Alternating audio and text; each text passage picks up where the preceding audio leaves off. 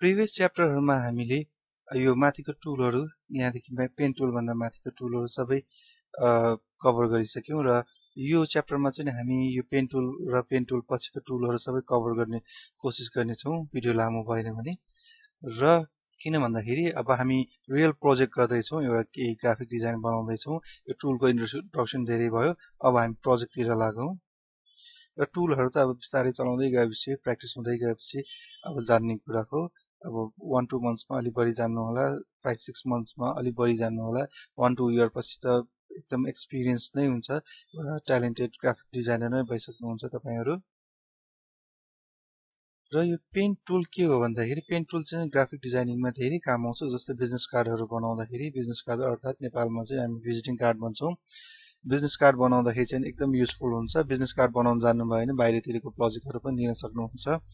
online काम गर्दाखेरि स्टार्टिङमा business card देखि गर्नुभयो पनि ठिकै हुन्छ किनभने बाहिरको प्रोजेक्ट लिँदाखेरि एकैचोटी हाई अमाउन्टको प्रोजेक्टमा विश्वास गर्दैन रिभ्यु नभइकन सानसानो अमाउन्टको प्रोजेक्टहरु गर्दाखेरि चाहिँ ठिक हुन्छ र अब यो पेन टुल मैले लिए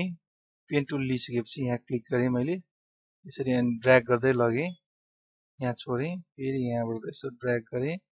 यसो छोडे यो फोटोमा पेन टुल त खासै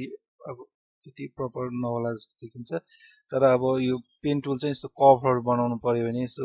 शेपहरु बनाउनको लागि पनि धेरै युजफुल हुन्छ यो पेन टुल चाहिँ एकदम युजफुल छ र पेन टुलको लागि चाहिँ इन्ट्रोडक्सन यति नै भयो त्यसपछि म एउटा इन्ट्रेस्टिङ कुरामा आउँछु यो भर्टिकली यो टेक्स्ट टुल भयो टेक्स्ट टुलमा चाहिँ एउटा इन्ट्रेस्टिङ कुरा म भन्छु यसमा चाहिँ हैन सेकेन्डमा यो टेक्स्ट टुल चाहिँ यहाँ अब टेक्स्ट लेख्नको लागि भयो जस्तै आकाश यो फन्ट ठुलो भयो 72 आकाश अब यो चाहिँ नि अलि यो सेकेन्डको छ भर्टिकल टाइपको चाहिँ नि यसरी आकाश यो यस्तो भयो र थर्ड वान छ हरिजोन्टल टाइप मार्क्स टुल यो चाहिँ अलि इन्ट्रेस्टिङ छ हेर्नु होला यसमा म के गर्छु भन्दाखेरि यहाँ आकाश लेख्छु यहाँ क्लिक गर्ने बित्तिकै यो कलर चेन्ज भएको छ हेर्नु होला आकाश AKSH आकाश कन्ट्रोल A गरे यहाँ थिचेर कन्ट्रोल किबोर्डबाट कन्ट्रोल A थिच्नु भयो नि यो सबै सिलेक्ट हुन्छ र म फन्ट साइज चाहिँ अलि बढाउँछु 142 मुभ टुल लिन्छु र म अर्को एउटा यहाँ कुरा देखाउँछु यो माउस अहिले देखिराख्नु भएको छ माउसको यो कर्सर यो मुभ टुल आइरहेको छ यसमा र यो अक्षर भित्र लाँदाखेरि यो चेन्ज हुन्छ हेर्नु होला है यो अर्को सिलेक्ट भएको रहेछ यो अहिले यो किन सिलेक्ट नभएको यो चेन्ज नभएको भन्दाखेरि यो लेयर सिलेक्ट भइरहेको छ यो लेयरमा काम गर्दै छौं हामी त्यसैले यही लेयर सिलेक्ट गर्नुपर्छ अब हेर्नु होला यहाँ यो मुभ टुल देखाइरहेको छ अब यहाँ लगेपछि यो कैंची टुल आयो सिजरले चाहिँ कट गर्ने काम गर्छ हामी सबैलाई थाहै छ त्यो अब यो सिजर टुल आएको छ यो सिजर टुलले चाहिँ हामी के गर्न सक्छौं अब म एउटा देखाउँछु एक्जाम्पल फाइल न्यू गरे अब यो साइजको एउटा फाइल लिन्छु ब्याकग्राउन्ड ट्रान्सपेरेन्ट राख्छु अथवा कलर पनि राख्न सक्नुहुन्छ व्हाइट पनि राख्न सक्नुहुन्छ अब यो टुल यो यहाँ बाहिर छ यो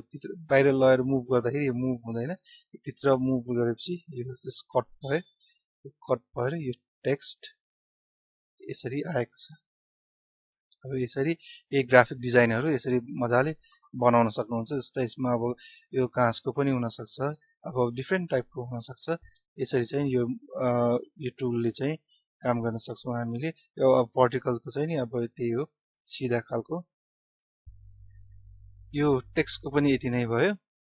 यसरी पनि इफेक्टहरु देखाउन सक्नुहुन्छ र अरु टुलहरुमा म खासै जान्दिन यो चाहिँ जुम टुल हो यसरी जुम गर्न सकिन्छ आफुले जुन पार्ट चाहिएको छ अथवा यसरी क्लिक गरेर यहाँ ड्र्याग गरेर यो पार्ट यसरी जुम गर्न सकिन्छ त्यसपछि अब यो चाहिँ नि कलर हो कलर चाहिँ यहाँ क्लिक गरेर यसरी कलर सिलेक्ट गर्न सक्छौं हामीले कुन चाहिँ कलर चाहिएको छ यो अप्सनहरु पनि छ यसरी कलर सिलेक्ट गर्न सक्छौं र यो कलर चाहिँ नि हामी इमेजमा युज गर्न सक्छौं र यसरी दुईटा कलर हामी यसरी सिलेक्ट गर्न सक्छौं